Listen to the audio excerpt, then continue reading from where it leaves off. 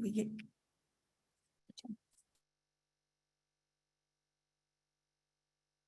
Okay, good morning and welcome to today's meeting of the Jobs Committee. It is January 13th and of the year 2023. Can we have a call to order? Bates, Bates, yes. Here. Doherty, Doherty, yes. Ford, Board present. Strathman, Strathman here. Young, Young here. Lewis, Lewis here. Allen, Present. Pirog, Tepe. Tepe here. We have quorum. All righty. And then if we could have an approval of the minutes from December 16th. I'll move the minutes. Okay, is that unanimous? Alan moves the minutes. Second? Fourth second. Alrighty. Anybody else need one? Agenda? I've got one here. Oh, okay. We can do unanimous approval on that, right? If you say it that way? I prefer roll You got a call. second? You want roll call? Okay, roll call, please. Bates, You want a roll call? Doherty, Doherty, yes. Ford, Strathman, Strathman, yes. Young, Young, yes. Lewis, Yes. Allen, Alan, I. approved. Okay, let's do the Office of Community Investment, and then with everybody's permission, after we get done with that, I would like to do our closed session because we have somebody from the State's Attorney's Office that's been patiently waiting, and we would like to expedite getting her out of here. That's fine. Okay, thank you very much. So anyway, Office of Community Reinvestments. Good morning, Co-Chair Lewis. This is Scott Berger. My colleague, Maria Gonzalez is on the line, and she can walk us through the financial reports. Good morning, everyone. Thank you, Scott. Starting on page 4-3 of your packet is the memo that I typically provide. If we turn to page 4 of your report, you will see the first of 3 reports that I provide. And this is for our Formula WIOA 21 grant. Our WIOA grants run on a 2-year cycle every year. This WIOA 21 grant started on July 1st of 2021, and it will end June 30th of 2023.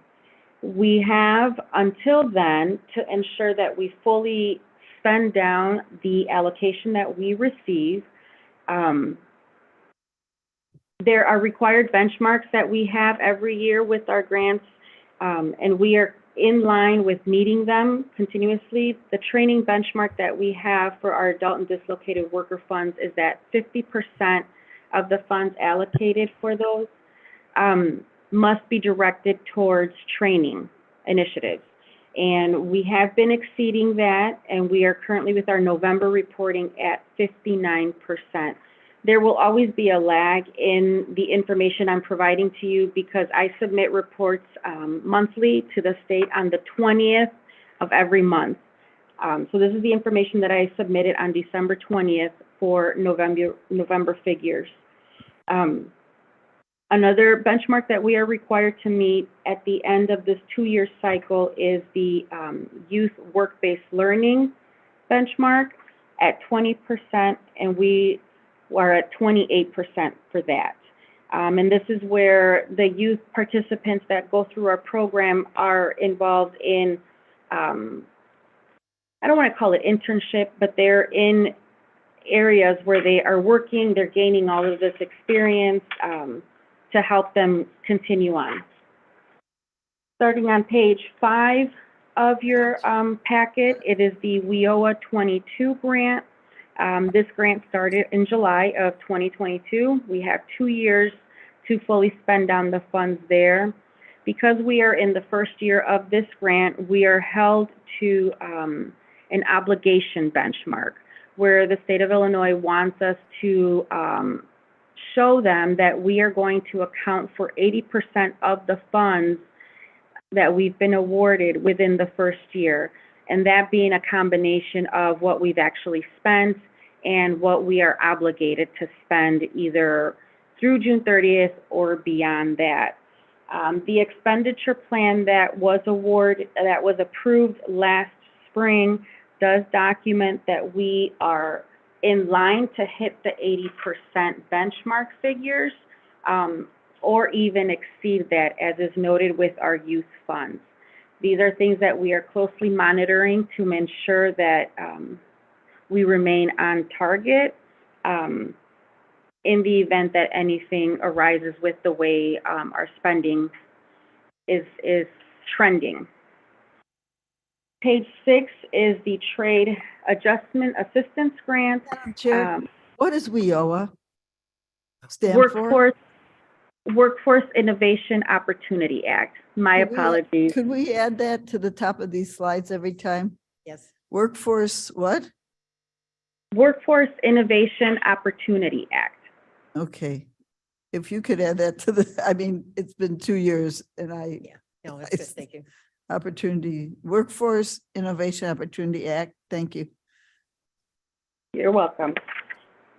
On page 6 of your report is the trade grant information.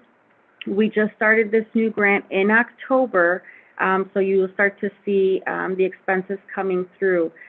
This is for participants that have been dislocated from their places of employment because the company is moving services elsewhere.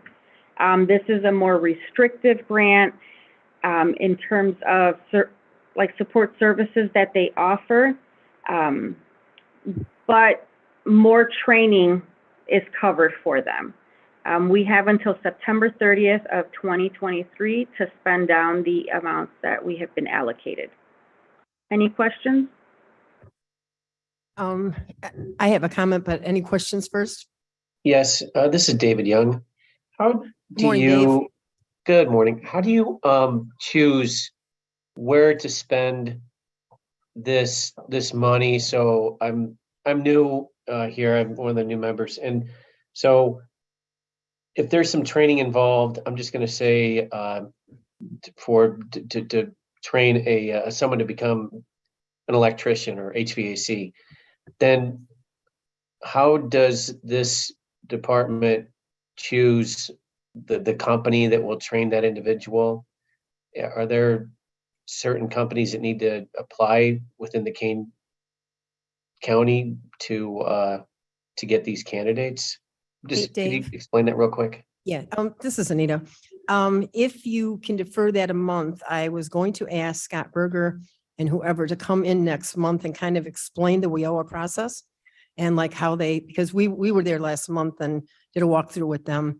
And I think this whole group needs to understand like how, there's obviously requests for bids that go out when grants are available. And there's a whole process. And I think if you can wait a month, we will get them in and they will be on the agenda next month. No problem. Okay, yeah, because it gets a little complicated. It's not a one-word answer, unfortunately. No problem. Okay. Okay, and that was part of my comment that I was going to ask next month for Scott and his group to come in person and do us a presentation on how the WIOA flows, what is it? Where do we get the funding from? How do we distribute it? And I also wanted to mention that we will be working with Scott because although we all love financial reports, the other side of all these reports, which are generated, is the outcomes. Along with the financials, they have to be accountable to how many person got retrained, how many people got jobs, and those are the kind of information that I would really like to see. So we'll be working with Scott on that also to make these reports more people-oriented. Yes, yes. So we appreciate everything you do because obviously the monthly financials have to be looked at, but there's a whole other side of it too. So that's my comments on that. And Anything yes, else before we move on? Oh, go ahead. Co-Chair Lewis, this is Scott Berger. We're happy to provide that information for you next month. Awesome. Very good. And now you know that you're doing a presentation next month also, correct? Congratulations. Of course, yes. I'm glad to do it. Excellent. Thank you. Okay, any more questions on that? Okay, Then, thank you very much, Maria. Thank you, Scott.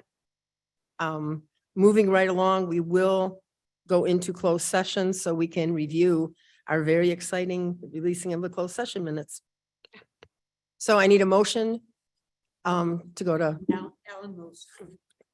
Strathman Second. seconds. Alan Bates. And you- Roll call, please. And for the, to review closed session. I am. Bates, Yes. Doherty, Doherty, yes. Ford, Ford, yes. Strathman, Strathman, yes. Young, Young, yes. Lewis, Lewis, yes. Allen, Alan, I. approved. Okay, everybody online that's going to be joining us, please accept those invites to go into the closed session. Reminder that we are live streaming, so until I give you the okay, anything you say will be going out live to the public. So watch for those invites and accept them for me. Thank you. Thank you. Do you want me to close the shades?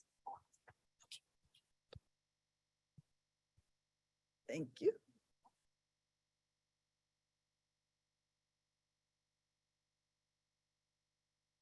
No, I'm off this meeting. I'm just here. I need everybody in the room to accept as well. Is that what we call it? Thank you. Is that what we call it? Fun? Hello. Hello. Hey, this, I did. to accept. I'm good. Okay, thank you. Really? Is there anybody hearing my voice that feels they should be in the closed session? Oh, God. This is Scott Berger. I should be in the closed session as well, please. Yes. Yes, that's fine.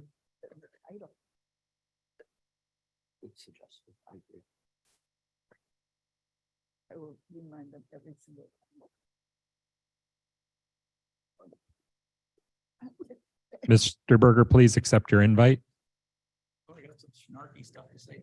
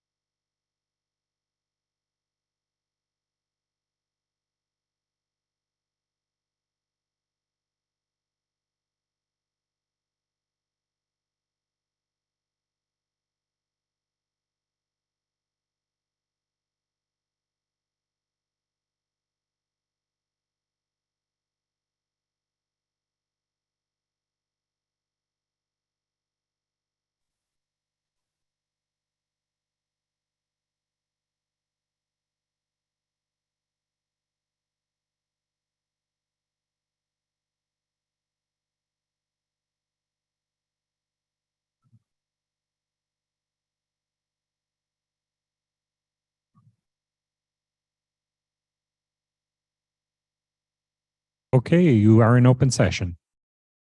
All right. Roll call, hurry. Bates, Bates, yes, here. Doherty, Doherty, yes. Ford, Strathman, Strathman present. Young, Young, present. Lewis, Who's here? Allen. Alan, present. You have quorum. Okay, Madam Chairman, may I move we accept the state's attorney's recommendation as to. Mike, please. Mike, please. Sorry. This is Alan. Madam Chairman, may I recommend that we accept the state's attorney's suggestion as to approving the closed session minutes as described on Exhibit A. okay, need a second? Strathman seconds. Second? Roll call, please. Bates, Bates, yes. Doherty, Doherty, yes. Ford, Strathman, Strathman, yes. Young, Young, yes. Lewis, Yes. Allen, Alan, aye. approved. Okay. And then with the permission, I would like to move the comments from the co-chair to after new business and make that a permanent change. And so we can get on to the exciting stuff. And also, when you do the next one, if you would fix this so we have the correct board members now. They just got added Tuesday, so nothing on you, but now we have David Young and Cheryl Strathman. So, and we're happy to have them. Thank you. Yes. Thank you. All right, so if we can go ahead and go to the Jobs Committee priorities, there's a lot of exciting stuff going on. Thank you and good morning, Jobs Committee members. My name is Chris Toth. I'm a planner with development. I've been working as a staff member for the Jobs Committee. It'll be 8 years this April. So this is my favorite committee because this is the committee I work for. So I would like to I wanted to make sure you guys know I'm always available via email or just give me a call if there's something you want to see, something you find out, something you want to know, especially pertaining to jobs and economic development. It's a passion of mine and I hope you enjoy being a part of the Jobs Committee as much as I do. So the first thing I would like to talk about today is Chairman Lewis sent out some information about the revision to County Code 2-4-8.12, the Jobs Committee, which is the description of the Jobs Committee. And in April of 2022, yes, the Jobs Committee approved the final revisions that were sent to the full board for discussion regarding the description of the Jobs Committee. So that's what's here up on the screen. It's actually one long paragraph, so I just broke it up a little bit just to read it, but just for everyone, this committee will provide guidance to the county board on all matters pertaining to job retention and creation in Kane County. Its objective will be to maintain and increase employment in Kane County and to promote the creation of more jobs that pay higher and livable wages, especially in the private economy. Committee leadership and membership will work with current employers to learn how the county can protect existing jobs and demonstrate our appreciation for employers' efforts, as well as create opportunities to expand the goals of employers. Efforts will be made to focus attention and community resources on the employment of veterans and underserved populations. This committee shall have jurisdiction over the Workforce Development Division and the Kane County Office of Community Reinvestment. And with that, I hand it back to you, Madam Chair. All right. Yeah, so we had done the work on this and then this actually will next have to go to, I think, the Human Services Committee.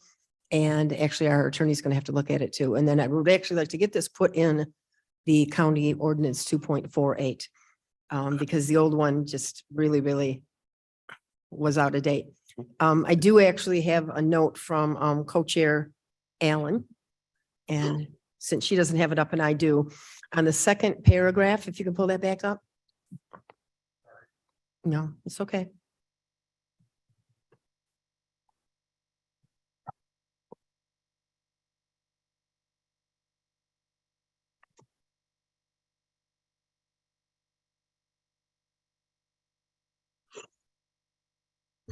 Okay, on the second paragraph, she suggested that we change it. I'm trying to see right where this is.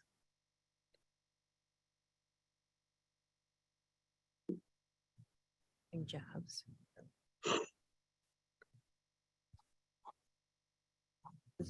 It just looks different from what I remember seeing. If that's okay. And then the fourth paragraph, where we have the underserved. I think we did incorporate those. Well, I'm sorry, on the third paragraph, efforts were made to focus attention and community Microphone, resources. please. Sorry, efforts will be made to focus attention and community resources on the employment of veterans and underserved populations. She would like us to add, including employable persons with varying mental and physical challenges, which I think makes total sense in the work environment. May I think that's great. Okay. And I have one more question or suggestion. Mhm. Where it says we'll work with current employers, are we also working with possible future employers, like reaching out to, don't we do that also? So we're not just working with current employers, aren't we working with potential future employers for Kane County? I mean, yes, the vast majority of the work that we do, we work on the principle that 80% of jobs created are created by existing businesses. So our model is about 80-20. So we do Okay. do some work with potential businesses that are looking for King County as a place to work.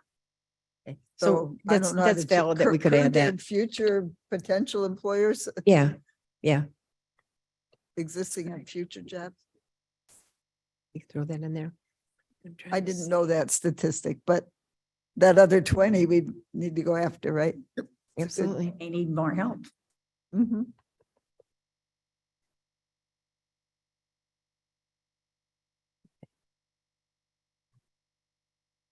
Let me see where that's gonna fit in, so I'm just gonna. It might have been from a different revision because we've had multiple, so. All right, so if anybody else has, if nobody else has anything, then I'd just like consensus that we can pass this on to the next committee. So we can get this actually in the works. All right, thank you very much. Thank you. And so then that's that. So I will add those updates and we can move along to our next step, which is our RISE grant update. And I just put together and updated our presentation for when we applied for that. So our new board members can hear more about the Research in Illinois to Spur Economic Recovery, Local Grant and Regional Planning Grant Update. Ooh, wrong way. There we go. So just for the RISE program, Public Act 102-0017 designated funds from the state coronavirus urgent remediation emergency cure fund to Research in Illinois to Spur Economic Recovery RISE program.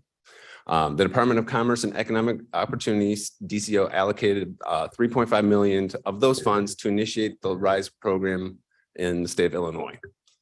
Funds from this program were awarded to local governments and regional economic development organizations to create or update regional plans to accelerate economic recovery from the COVID-19 pandemic.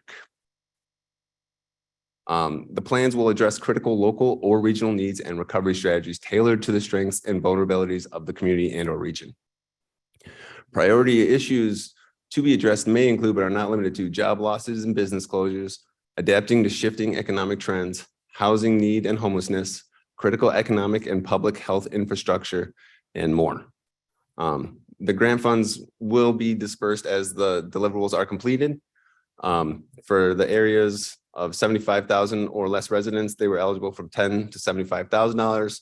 And for populations of more than 75,000, were eligible for $10,000 to $150,000. Kane County, along with its 30 municipalities, schools, colleges, and businesses, needs to better understand its challenges and opportunities and address the impacts of COVID-19 to build a resilient, strong economy. Kane County also lacks a countywide economic development organization to undertake a plan so that we may serve our 30 municipalities. And to put that in the context, the closest counties near us that don't have an EDO would be Kendall County, Cook County, and if you get a little bit of a stretch, Boone County. But other than that, everyone else around us has a county level economic development organization of some sort. But I'm also here to share with you that we were awarded the full $150,000 for our application, and we applied for that last May.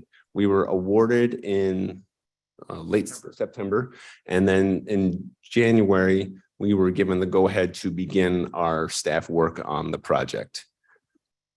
And then to show how big of an effort this was, we had letter of support from many different organizations and villages and colleges all across the county. There were a lot of support for this. So a big thank you to everyone who's helped us out with this. And then when we put this out there, we asked our letter of support to address the issues that they felt were most relevant to a potential strategic plan for the county. And the top ones were childcare, restaurants, healthcare, transportation, tourism, hospitality, and manufacturing.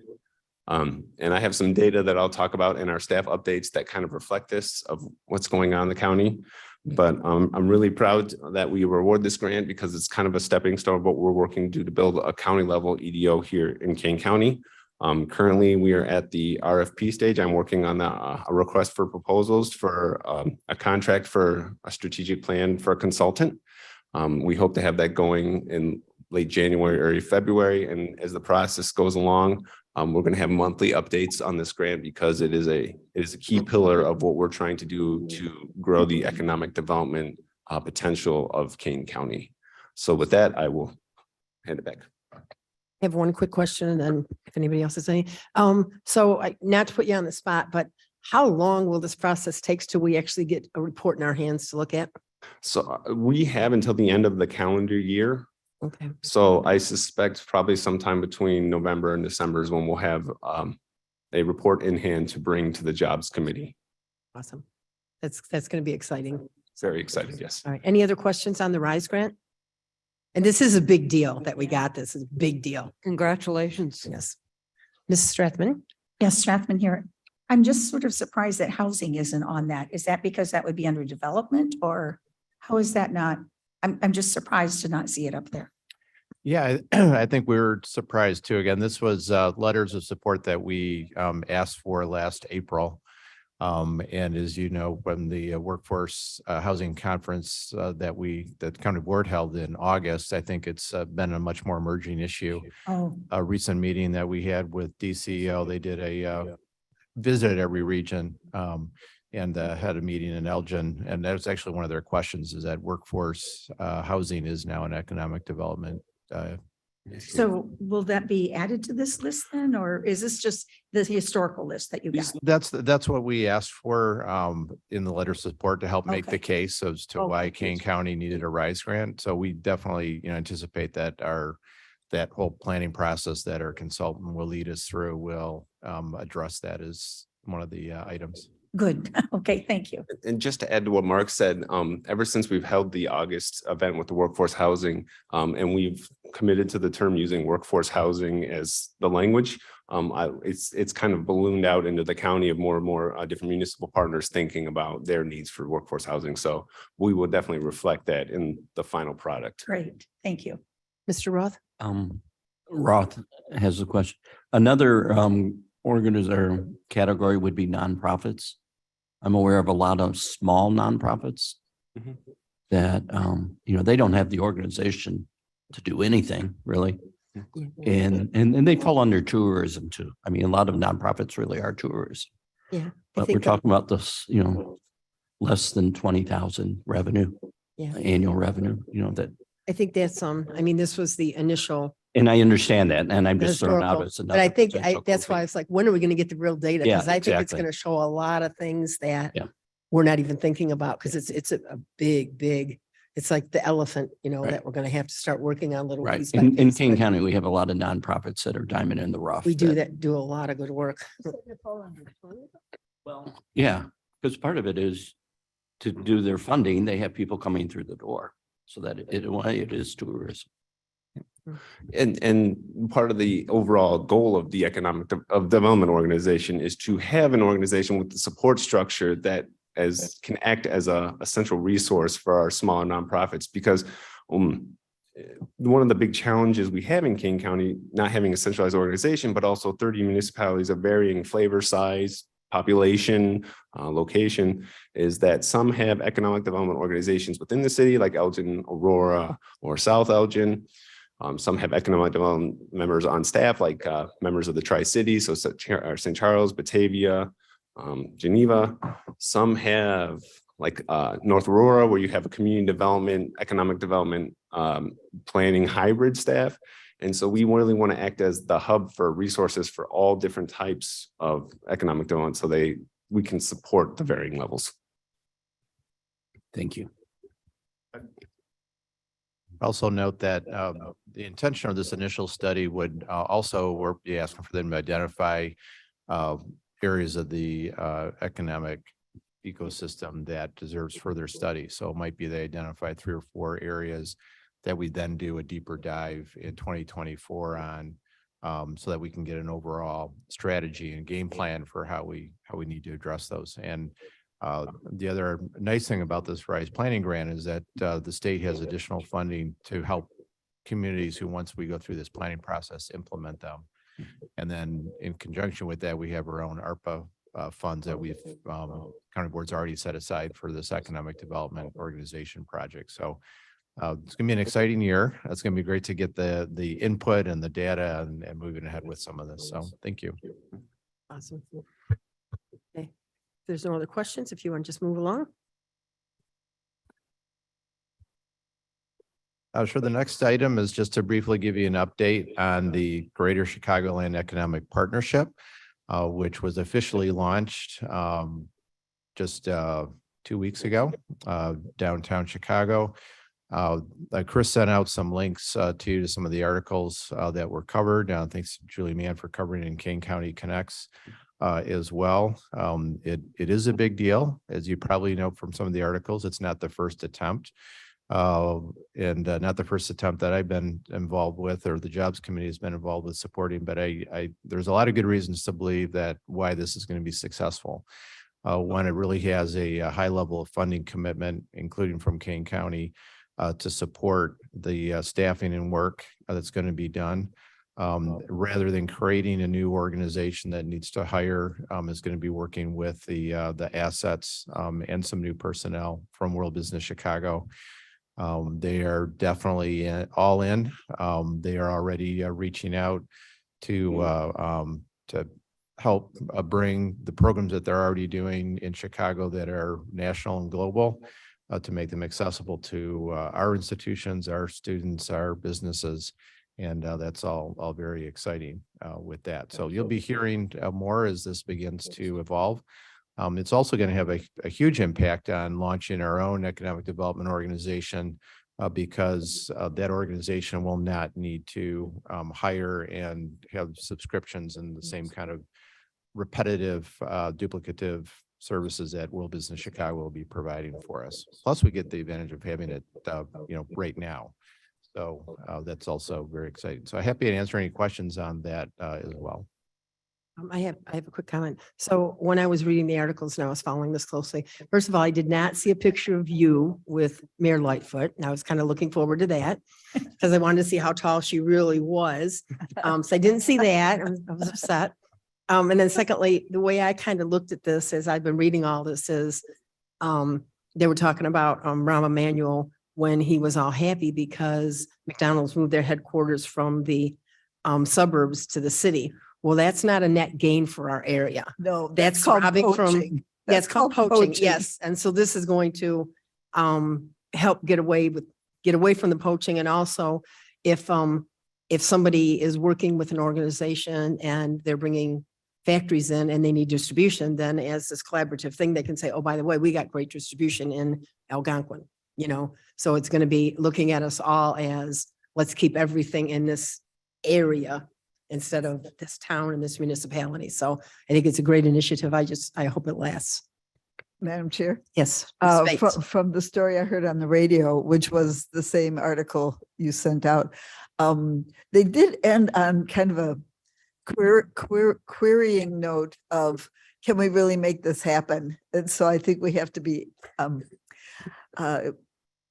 guard. Walk softly, but carry a, we have to be on guard for this to make it happen. Sure. So right now it's a 3-year funding and organizational commitment that the counties and the city of Chicago have made.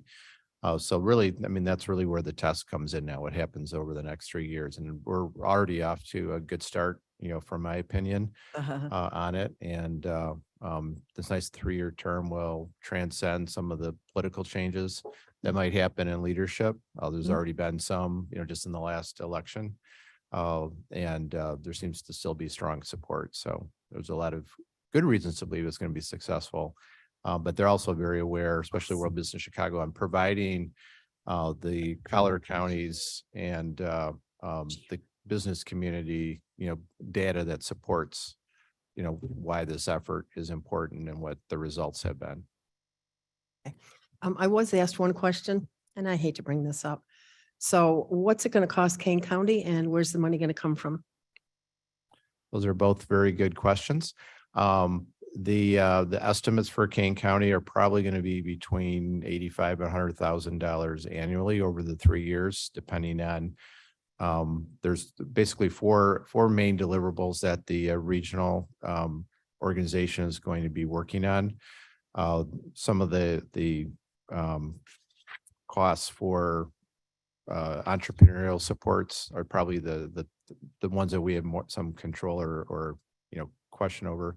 We're also working with our ARPA team to see if hopefully all of those, if not most of that funding, would be paid for out of our already set aside ARPA allocation. So we're hoping to get that finalized in the next couple of weeks, so that if it's not, or for portions of it that are not ARPA eligible, we'd be looking to pay for out of our Fund 400, which is economic development funded by the Riverboat Grant. But Plan A, ARPA, Plan B, economic development, no taxpayer dollars. Okay, good. Thank you. All right. Any other questions on this before we move? Good morning, Mr. Tepe. Good morning. Where does that ARPA application stand? So back in when the departments were asked to submit funding ideas to the ARPA committee, one of the 5 that the Development and Community Services Department submitted, one was for the overall economic development organization launch and effort. And then in the meantime, the regional work came to fruition. But those funds have already been set aside as part of the department application. So really what we're doing is we're going through the process with Ernst & Young and with our state's attorney's office, just to make sure that the scope of services that World Business Chicago is providing are all ARPA eligible. So you're going through that process now, and you Correct. expect that to be completed in the next few weeks? The ARPA eligibility, correct, yes. Okay, thank you. Good question. Thank you. Any other questions, or can we move along to the fabulous Fox River Trail update? I'd just like to mention that, You want to state your name, please? oh, sure, Karen Miller, Thank you, Karen. Executive Planner with Development Department. And I just wanted to mention before I start that my presentation is very similar to what I presented at E&E Committee. And I noticed that most of you have already seen it, and just wondering if you would still like me to present. If you would just give us the abbreviated version. It's not a long presentation either way. Okay. But yeah, because there's a few people that haven't seen it, so. Okay, thank you. So as I mentioned, I'm Karen Miller, Executive Planner with the Development Department, and I was asked to give an update on the fabulous Fox Water Trail. The water trail has been developed with our stakeholders from Wisconsin and Illinois all along the Fox River. We have developed the water trail, and as you can see, our vision is to provide access to the public, but also to acknowledge the stewardship and public engagement that provides a sense of place along the river. And our main goal is to obtain designation into the National Park Service National Water Trail System. We submitted our application on November 2nd of last year, and on December 7th, we were notified that after a cursory review, our application was moved up to the next level and is currently being reviewed in a more detailed manner, which is expected to be completed by February 17th. And then the Park Service will determine if they are going to send the water trail on for nomination to the Interior Secretary, Deborah Holland. And then by June, hopefully we will be approved or declined by President Joe Biden's office. And these are just some examples of maps that we have on our website, our signage, which we will be manufacturing and putting at the access site soon, and also our brochure, which we have used for marketing. And back in 2019, we distributed about 40,000 of these brochures, and currently we have an updated printing of 10,000, which we are distributing. Okay, I have a question for you, Sure. which I held it till this meeting. What's the advantage of getting this designation? Okay, the advantage is that we would get national recognition. We would be on the National Water Trails System website, and we would benefit from the marketing that they do of this program. We would benefit from any kind of technical assistance or any training that the Park Service would provide. They are also, it seems, in the process of creating a grant program for those who are designated to apply for assistance. We had received free technical assistance the first 3 years that we worked on the project from Park Service staff, but this grant would actually have money that we could apply for improvements. And I'm not quite sure what they're looking at because it's in development right now. I also learned that one of the two previous bills that were passed at the federal level last year, that one of them included more funding for the National Recreation Program, which the National Water Trail System is a part of. So I'm wondering if they will be hiring more staff or if they will be using this additional funding for grants. So a big part of it is the national recognition. We can use the National Park Service logo and add that to our signage at all of the access sites and any other signage that we do. We're talking about maybe creating kiosks in the downtowns that would provide information, real-time information about paddling on the river. So it raises the bar, it raises us up to being at national status. At this point, I think there's between 30 and 40 designated water trails in the country. So we would be amongst a small group of water trails. Ms. Bates. Thank you for all this hard work you've done on this, Ms. Miller. Thank you for all the hard work you've done on this. Would you say that one of the biggest goals here is more jobs, more business for the businesses along the Fox River? Well, there was a study done on the Huron River in Michigan a few years ago. They're a designated water trail. And that study indicated that the designation brought tens of millions of dollars in economic development to that watershed. And their water trail is not as long as ours is. So we do anticipate that that would probably be, a result of that. As this slide shows, and as the county board knows, back in September, you approved $1.2 million of American Rescue Plan funding, thanks to Mark's hard work. As including this as one of the projects from our department. And that money can be used for planning, for marketing, for infrastructure, for new and improved access, and also for additional signage. Besides the access site signage that you can see on this slide here, we're looking at wanting to do additional signage which would also help market the water trail. We also contracted with Gilmore Marketing Concepts and have been working with them over the summer to create a marketing plan for the Fabulous Fox in King County. And Kim Gilmore has come up with some wonderful ideas that we're very excited about. And at a future meeting, if you're interested, I can present on that. We're still working with her on finalizing the plan.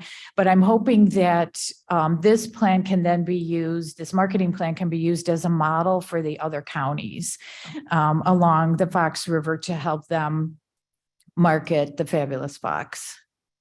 One more question, please. As a kayaker, you probably know what I'm going to ask next.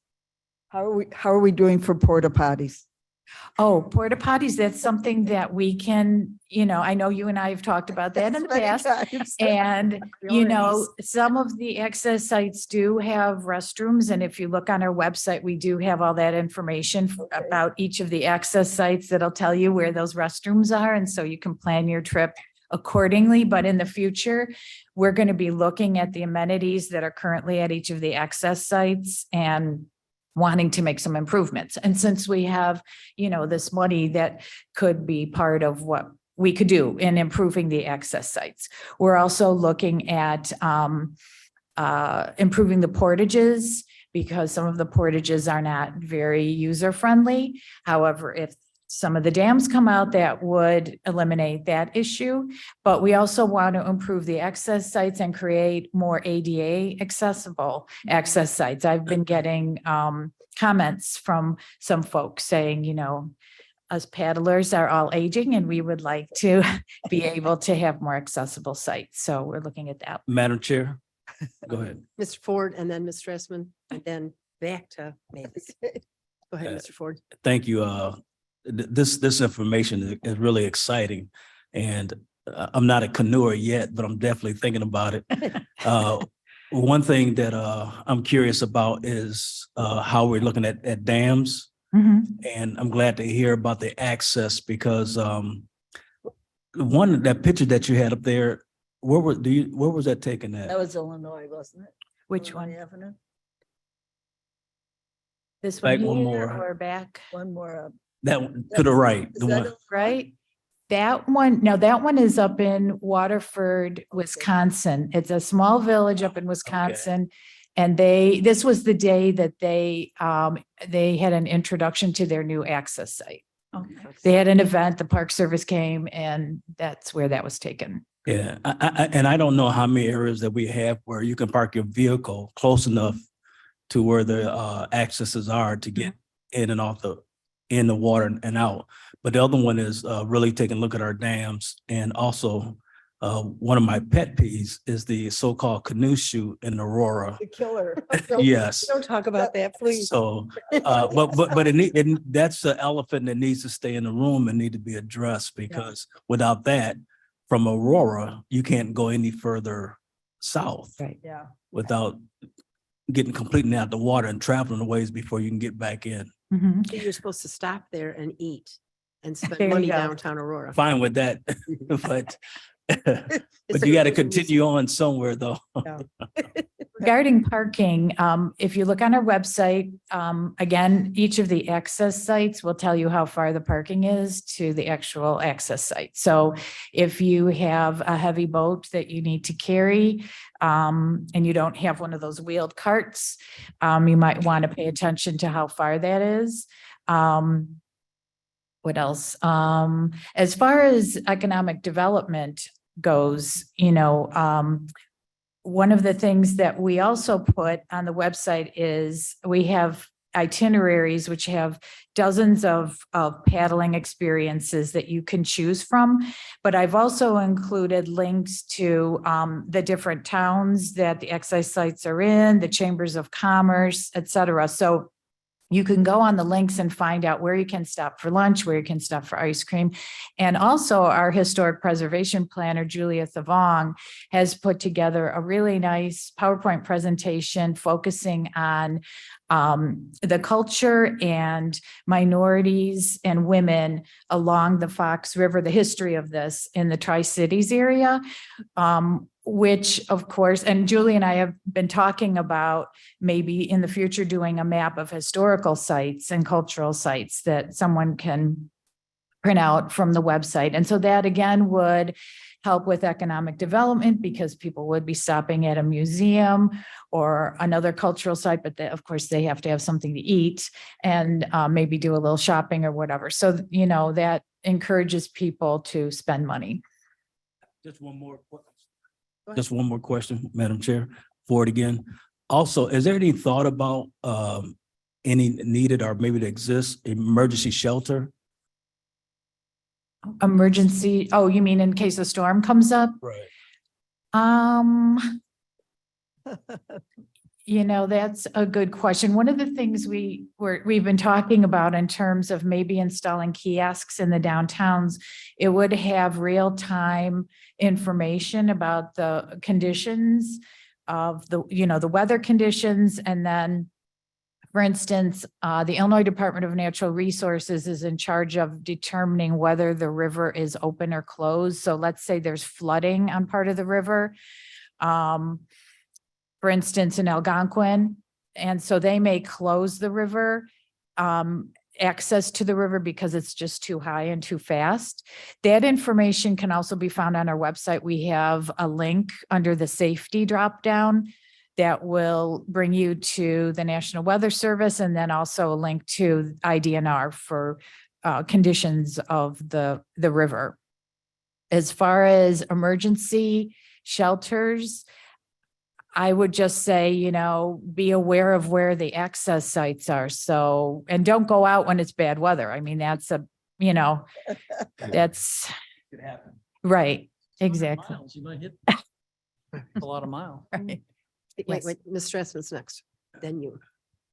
Yes, thank you for all this information that you've done a lot of work. Thank you for all that you've done on this. This is so exciting.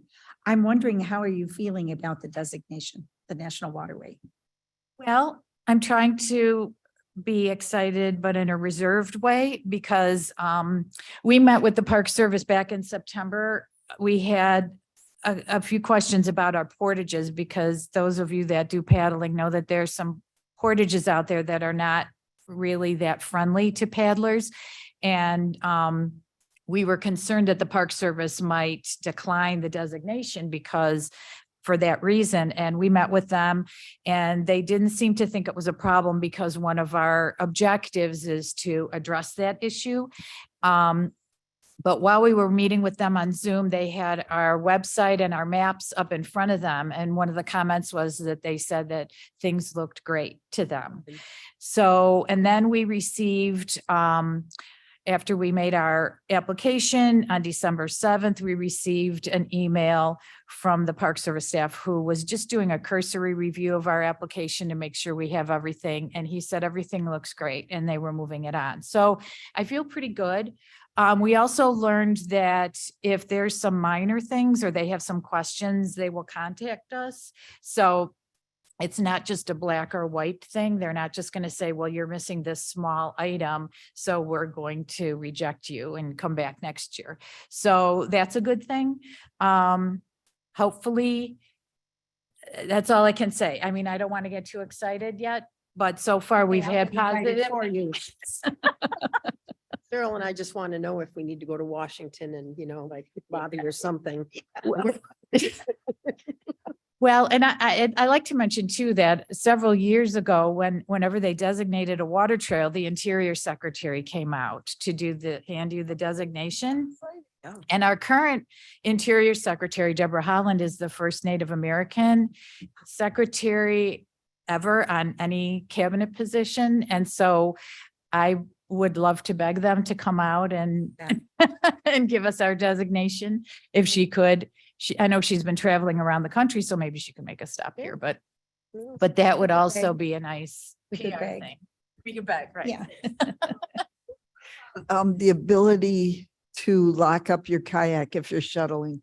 That's something we are also looking at. I mean, now you can get, like, we have this very long cable that you wrap around your kayak and then you lock it to a tree or a post or something. But Madam Chairman has expressed interest in looking at putting up lockers along the river, and we do have a couple of examples. The Huron River that I mentioned before, they had some that were manufactured specifically for their water trail, and that may be something we would have to do because I'm not finding things that are already, that you can just like buy off the shelf. It's really tough.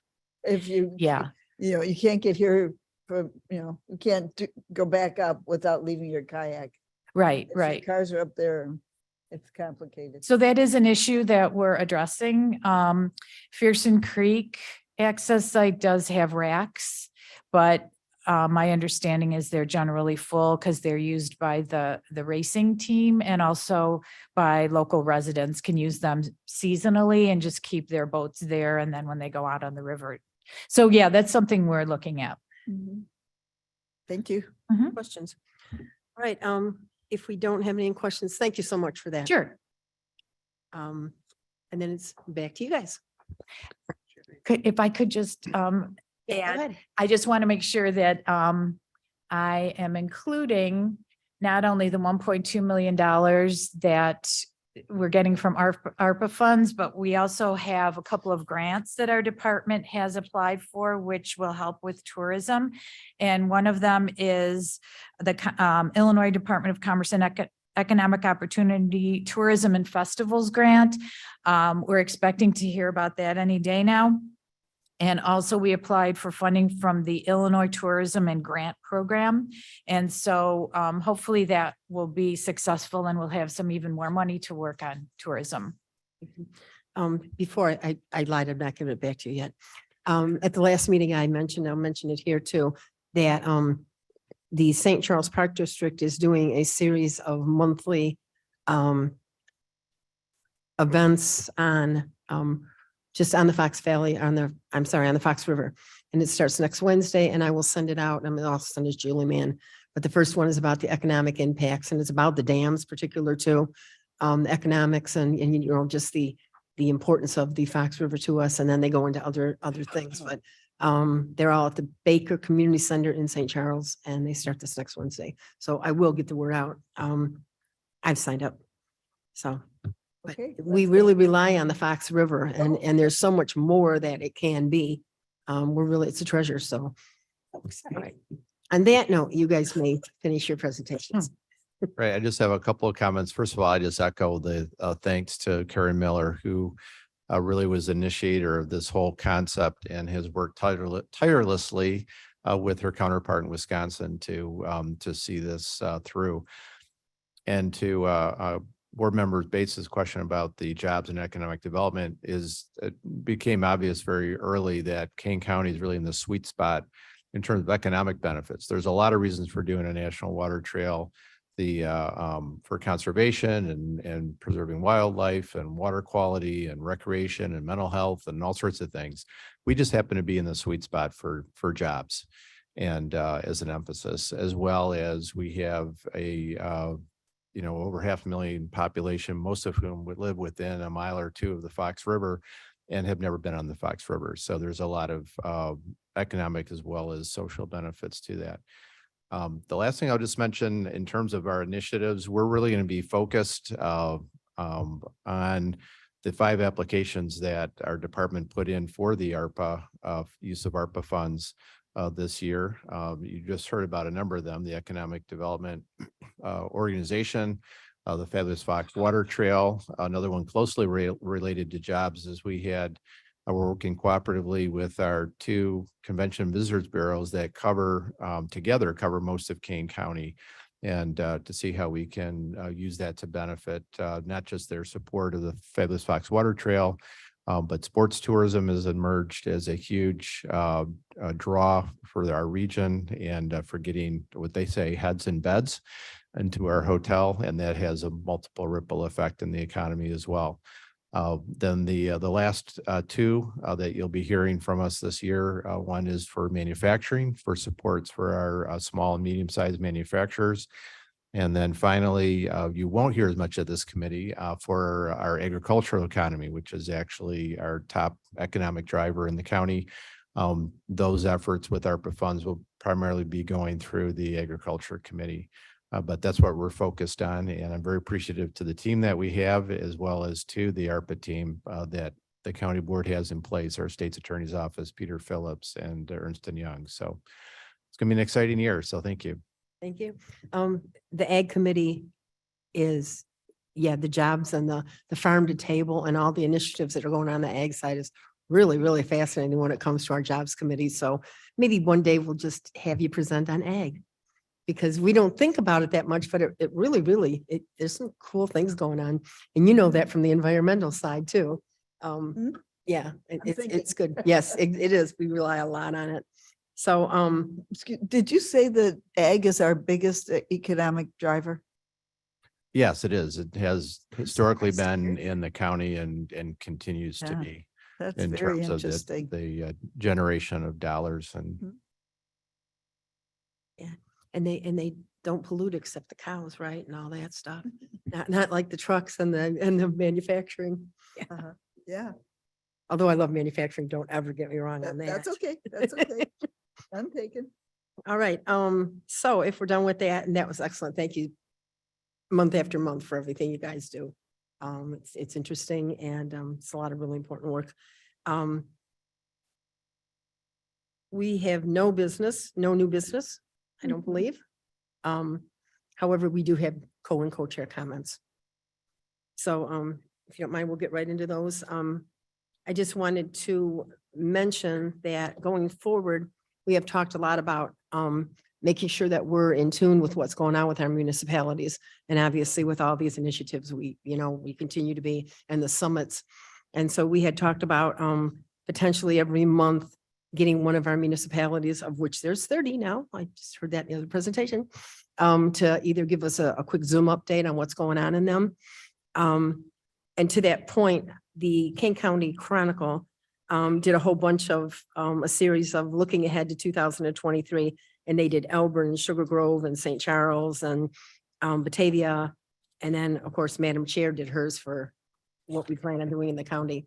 And so I think starting next month, we will start asking our municipalities, because I think it's important for us to understand that if these municipalities are working on workforce housing, that's their big initiative this year, or if they're working on jobs, or they're working on a lot of them are really working on a lot of small business initiatives. So growing their downtowns, and, so I think it's important that we kind of keep that on the forefront, because one of our things in our priorities, and from Madam Chair, and also in our mission statement, is that we want to support, all of our municipalities as a county. So we'll start that next month. And if any of you guys want, as we get these articles, like I got these, if you want me to scan them and send them to you, I'm more than willing, but I hate to just throw a bunch of stuff in people's emails if they don't want it. So I know Mavis loves to get everything. So I'll send them to this committee, and if you don't want them, just send me an email back saying, leave me alone. So, alrighty. You can always delete. Yes, that's true. So that's my comments for today. And I see you have one, but go ahead. I do have one comment. You're saying they're King County. You could actually just send the links of the articles. Well, I could do that, but unfortunately with the newspapers the way they are now, a lot of times you get the link and it says you want to subscribe, or you only have 2 articles or something. So, and I hate that when somebody sends me a link and then I can't actually get to it. The Chicago Tribune is really good for doing that.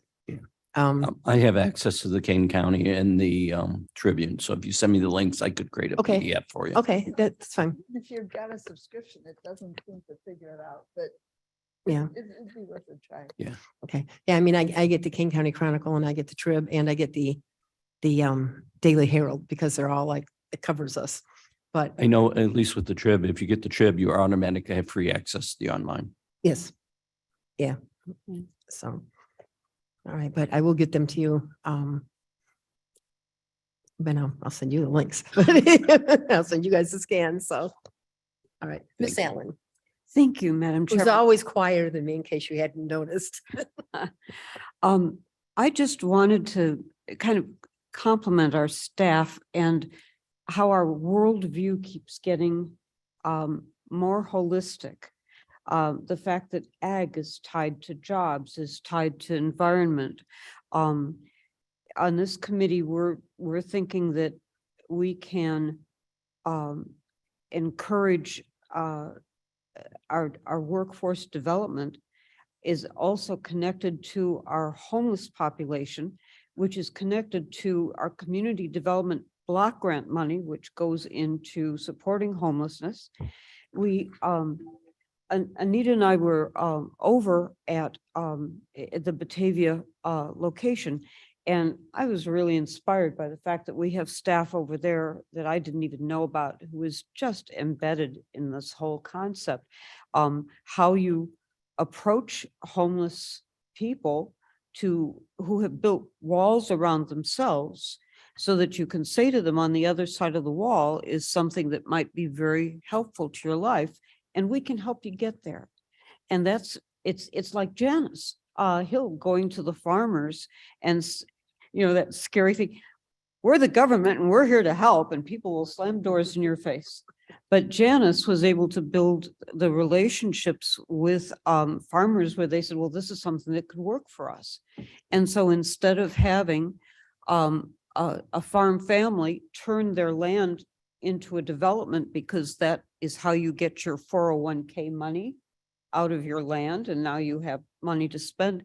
Instead, we have people who are investing for generations, which helps the environment, which helps us grow food, which helps us feed people. And I just, I really appreciate our thinking in those larger terms where we can try and gather these resources together for the best advantage of all the people that we want to try and help. Here. So kudos for the mindset that is bigger than the silos and is in fact spreading it everywhere. So thank you, guys. All right. If nobody has any other comments, we are gonna sort of wrap this up. There is no public comments, by the way. Motion to Motion to what? adjourn? No, Oh, no, got, put the reports on file, darling. okay. Reports on file, okay. Alan moves M- reports on file. Okay. Before you get there, I want to make a comment what co-chair Alan talked about with the homeless. Is this Mr. Ford speaking? It is Ford. I'm sorry. I apologize for that. At some point, to understand our homeless situation in Aurora, the Hessen House has a program, almost like a one-stop shop to get them back into circulation. And it may be at some point an idea to bring somebody that I can't remember the new guy's name. Joe Jackson. Jackson, yes, to bring them in and get them to talk about the process it takes to get someone, because there's so much involved with even, that's where mental health is probably between that and drugs is where it's at its strongest. Even to do without drugs, just because of what they went through and also what it takes, which one of the biggest stumbling blocks is government itself for them to get back into circulation. Because if you don't have an address, then you can't apply for a job because they want you to have an address. It's hard to get your credit back going again because you need an address and other things that takes place because they don't have an actual address, and they've been working on that. And then with the kids going to school and trying to continue their education. So it's a bit off track, but we've already gone so long anyways. What's the difference? There's a lot of work being done on eliminating homelessness, and a lot of it's in Rockford right now in Lake County. And I can't think what the initiative is, but it's like city initiatives and stuff. And I've been listening to that. And I actually was going to meet with Joe Jackson last Friday because I wanted his take on it. And then he got stuck on his vacation and he had a bad time anyway, more than you need to know. But I think there is some interesting work. And so I think maybe that's going to be a topic one of these days. So. All right. Good idea. So I think we're in the middle. We had a motion and a second to place the reports on unanimous, right? To place reports on Yes, file. Vote on that one, I think. Take a little longer. Okay. Call the vote. So, comment? Oh, so moved. Yes. Comment? Comment from, oh, Gary, Doherty, good yeah. morning. Good morning. So before we just put them on file, I did have one question. I looked through the financials. We spent a lot of $5,000 to $6,000 expenses on truck driving schools. And I'm wondering why, since the trucking companies are so desperate for employees that they're offering free training and paid training and bonuses, wouldn't our money be better spent on other training since that one is kind of covered? That's part of the WIWOA grants, and so I don't know if, I think Scott and Maria might still be on the line if one of them would want to take that. This is Scott. So we do have a number of individuals that choose to receive training in the area of trucking. That's a lucrative position that folks pursue because the training is relatively short and the employment opportunities are readily available. So obviously we're not paying for training that is also being paid by employees or by employers. So I don't think that you should be concerned about a duplication of benefit there. I guess that would be my comment. Thank you. And I think this is, Chairman Lewis, I think part of this will become more clear when they do their presentation on the WIOA. But I think some of the WIOA money comes out of where the government entities say these are our needs right now, and they make grant money available. And then we, have people apply and we disperse that grant money. So it's coming out of a need that has been expressed. Is that correct, Scott? Yes, it is. Thank you. Thank you. I didn't want to lie. Thank you. Does that answer your question, Gary? Well, no, I mean, like I said, the truck companies are paying people to go through their training, with an agreement to work. So yeah, it is a duplication because there's free training available. There's paid training available to people that want to be truck drivers. We're paying a truck driving school $5,000 for someone else to take a class, and then they go get recruited at a trucking company when the majors are already paying for training. So we are duplicating it, Scott. Okay, so for us to stop paying for truck driving training, our Workforce Development Board would need to decertify the trainers that provide that service. And we will certainly pass that information along to them. Thank you. Okay, I just think that, since that money's already available, that we could better spend our money on services that are not offering free training. So. Right. And I'm guessing that grant money is specifically for truck driver training. But I think, and keep that in mind. And if you want to ask that again next month when we do the WIOA presentation, because I'm sure by then Scott will have looked at it a little bit more. But the whole WIOA funding, it's a bit complicated because it's a lot of times very specific to certain things. Madam Chair? Yes. I don't think we should go decertifying anybody until we have more numbers on how much free training there is. And, I don't think we're ready to take an action at this time. So Madam Chair, Yes. just real quick, with the understanding, this is Ford again, of these fundings, and are not just for Kane County. This is not a Kane County board or department or anything like that. So it covers actually 3 counties. So, and there's a board that governs this funds. We just get to see the review of it, and that board is mandated by the state. So to get a better understanding, it's kind of misunderstanding when you try to do it in such a general way. So we shouldn't really jump to conclusion about how these funds being spent. And we all know when things say free, there's stipulations to the free itself. So free is not free in every situation. Right. All the time. But I do appreciate, especially the new members, taking the time to look at all these reports because it's tedious to look through them.